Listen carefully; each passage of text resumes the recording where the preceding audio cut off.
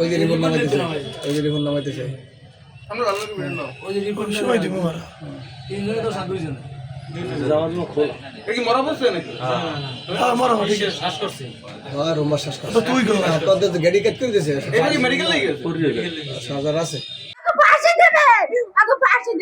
আমার স্বামীরা যাগো যারা শ্বাস করছে এখন ফাঁসি চাই, এখন ফাঁসি চাই আমার স্বামীরা যারা শ্বাস করছে। কারেন্টে ছেড়ে দিয়া আমার বাইরে মারছে, আল্লাহ তুমি আমার বাইরে কি অন্যায় করছে, আমার এই বিচার করবেন আমরা দর্শকে, আমার বাইরে মারিয়া হালাইছে। পিন্টুর কাছে আমার পোলায় 10,000 টাকা পাইবে, মোবাইল স্টেশনে বইয়ে তালতলি রাখছে, রাখার পর এই মোবাইল সফল নিছে, সফল নেবার পর এই মোবাইল সফল বেচিয়া লাইছে, এই মোবাইল লইয়া দ্বন্দ্ব এর পর তো এই মারিয়া লাইছে, ডাকে নিয়ে এখন ডাকি আনছে, এখানে এই কাগজ সব হেওয়াকাটার 3 তলায় নিছে সম্পাদিক অফিসে, সম্পাদির নাম রেফুল। ঠিক আছে, এটা পরিকল্পিতভাবে হত্যা। আমি দেখছি যে এখানে যে আপনার লঞ্চ ঘাটের ওখানে 3 তলায় প্রায় 2-3টা মেয়ে উঠছে, এরপর হচ্ছে গিয়ে 3-4টা পোলাপান উঠছে। ঠিক আছে, আর সিসি ক্যামেরা আমি এইমাত্র দেখে আসছি।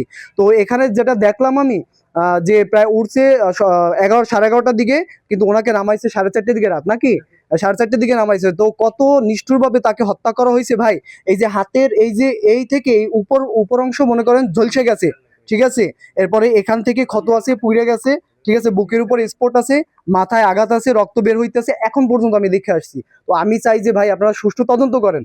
আমার দিনে মায়া একটা বলা তুমি করছে, এর আমি দশ কের কাছে বিচার চাই রে, আমি এর কাছে বিচার চাই, আমার বাইরে মারিয়া হালাইছে, আমার কেডা ছায়া দিয়া লাগবে রে ভাই গো, আমরা যদি মানুষ হন আমার এই বিচার চায়া সবার কাছে রে।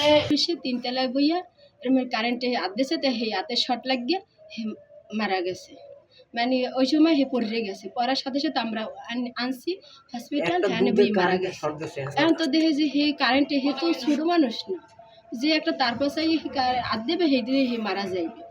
তার লগে 3 জন ছিল, তাই 3 জন এক লাগেই যখন আসছে, তাহলে একজন হে অ্যাক্সিডেন্ট করছে, হে হের কাছে যাইবে না, হেকে নিজ দিয়েই সরে যায় বিজ্ঞান, আর একজন হের কাছে আসলে হে আর কি হসপিটাল নিয়ে এসে ফাঁসি দেবে, আগে ফাঁসি দেবে আমার স্বামীরা যাগো যারা শ্বাস করছে, এখন ফাঁসি চাই, এখন ফাঁসি চাই আমার স্বামীরা যারা শ্বাস করছে, আমার স্বামী নির্দোষ, আমার স্বামীকে 10 টাকা টাকাই খায় নাই, আমার স্বামী কোনোদিনও মানুষ টাকাই খায় নাই, মিথ্যা কথা বোঝে নাই, আমার স্বামী নির্দোষ একটা মানুষ, এরা নরারা শ্বাস করছে, আল্লাহ তুমি এর বিচার চাই। আমি এই বয়সে স্বামী হারাইছি, আমার 3টা মেয়ে, এক ছেলে আল্লাহ দিয়েছে। আপনারা সরকারি আইন আদালতে যাই বিচার আছে, এই বিচার চাই আমি।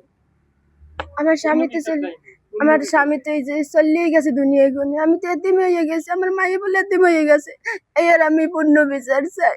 হ্যালো